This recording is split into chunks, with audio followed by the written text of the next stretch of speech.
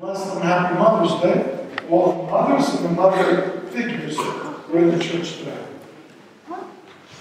A couple of years ago, I asked a group of children, and I could have done it this morning, but I wanted to prepare our children for the visit of our Metropolitan next week. But I asked a group of children, what does your mother mean to you? What does your mother mean to you? And so they gave some beautiful answers. One child said, my mother loves me and cares about me no matter what.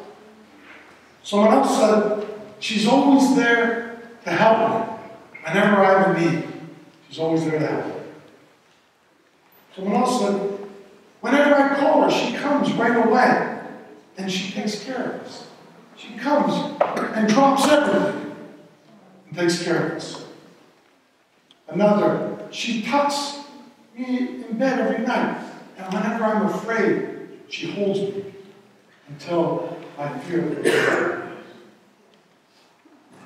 She teaches me a lot, and she even helps me do my homework.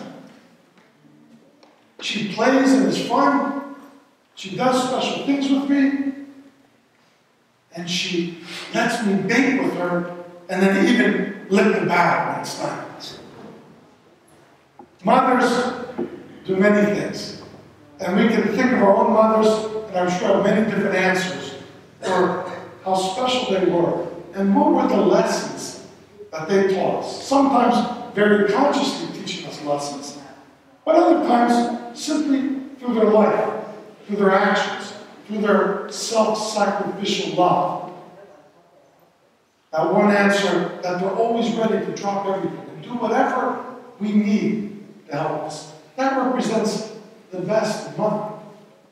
And I think when I was reflecting about mothers and what to say, I thought mothers and these virtues of mothers have great lessons for all of us. For us fathers, for us married and single, for even our young people and children. The virtues of mothers provide great lessons for all of us. So, let me remind you, what are those lessons and what those children said? Number one, the lesson number one is that mothers are always present for their children. And it's a lesson for all of us to learn to be present, not only for our children, but to be present for one another.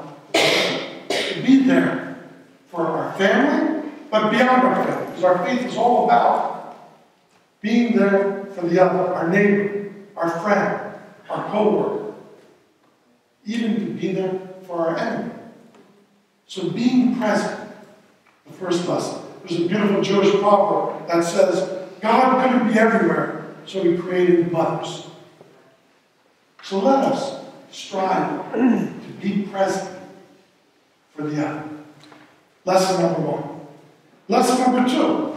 Mothers are constantly teaching us things. I spoke with my mother yesterday, and she was talking to me about my nephew. And my mother, like a good yaya, a good grandmother, said, oh, every time I see Alex, I'm telling him not to do this, and to do this, and don't forget to do this. And now Alex is 25 years old, and I don't know if he always likes hearing the lessons from his yaya.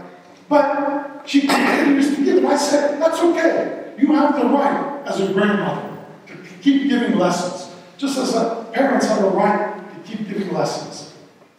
But it's a reminder to all of us. To all of us. I've been blessed with a wonderful mother and father. But I've also been blessed in my life with numerous mother figures. I grew up a son of a priest in the church, and I had many yayas, and many aunts, and many people of the parish who helped me and guided me. And not only in the church, but throughout life, God brought out special figures. So let us remember that. We who are the adults, let us not think, oh, I don't need to share that with the young generation. They don't want to hear it. Maybe they don't want to hear it, but they need to hear it. And let us remember that responsibility to continue to pass on the wisdom and lessons that we've learned in life to the next generation. That's lesson two.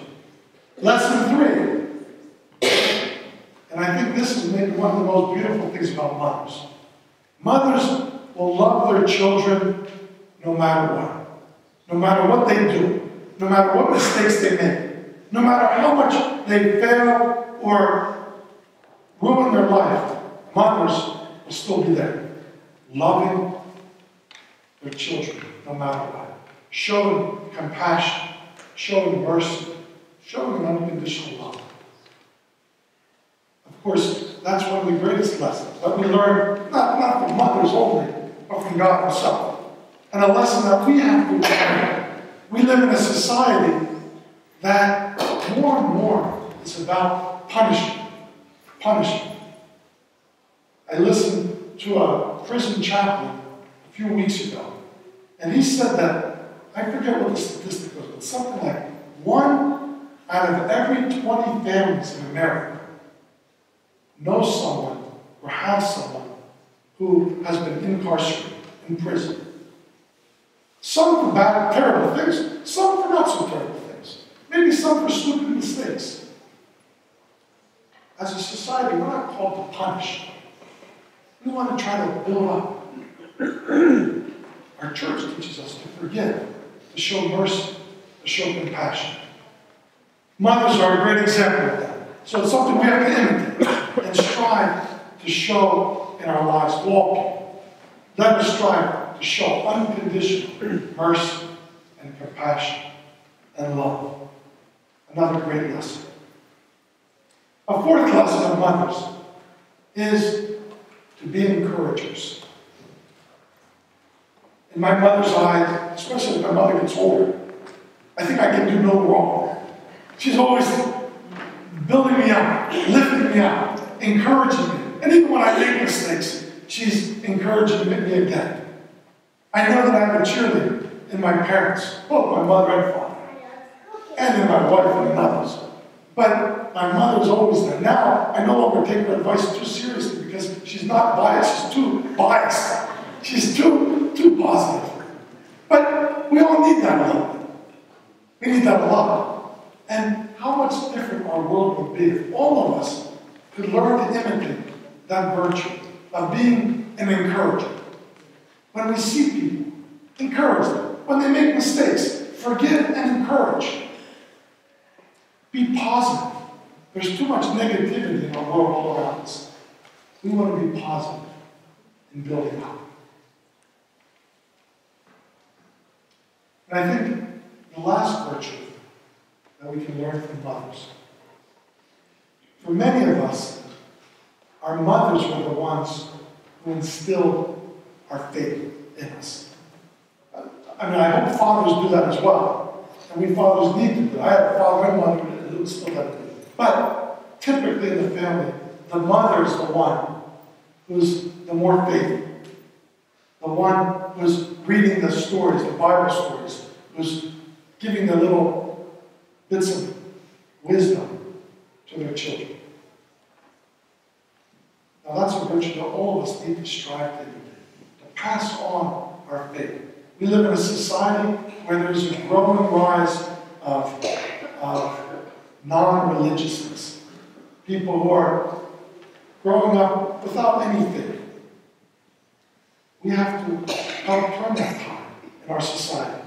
So we need strong mothers who will continue to pass on the faith to the next generation. But we also need strong fathers who will do the same.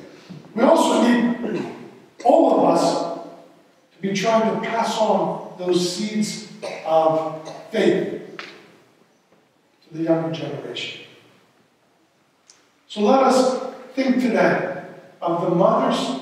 Let us thank God for our mothers. Thank God for the mother figures. But let us not only thank God for them and honor them, let us also strive to imitate the best of their virtues. Remember to be there for others, to teach continuously, to show compassion, mercy, and love, to encourage and build up, and to plant seeds of faith. Let us do that. And that can be the beginning of turning around our society and helping the next generation to experience the blessings that we also experienced in our lives. Happy Mother's Day to all. And again, Christ is risen. Christos Anastas.